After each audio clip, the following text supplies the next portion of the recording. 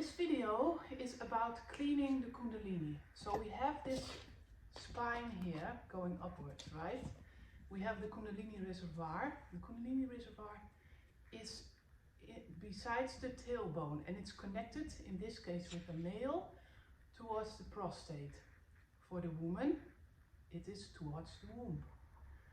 So when we start to work with the Kundalini, we want to have this very clean, this spine, because there can be like emotions, old patterns inside.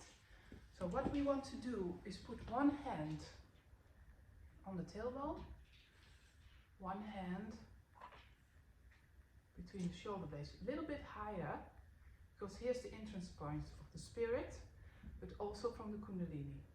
What we want to do is send out gold energy inside, rose gold, inside of the Kundalini stream. And that what we do is we start to build up the Kundalini, sending it downwards into the spine, all the way up to the shoulders. And we start to notice, start to look, is this Kundalini free flowing, or do we see blocks? When you see blocks, you send more gold energy into the spine. Also, you watch here inside the spine if you see some blockages, you can feel it. Maybe there is some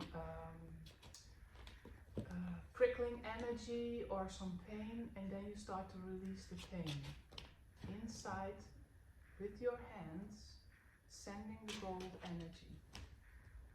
Can you feel something, Joost? Yes, I can feel it.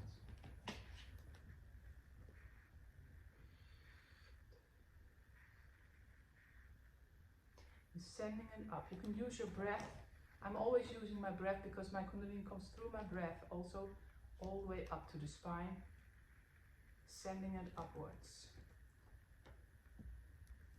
You can go over it with your hand from a distance, but you keep connecting with the lower spinal towards the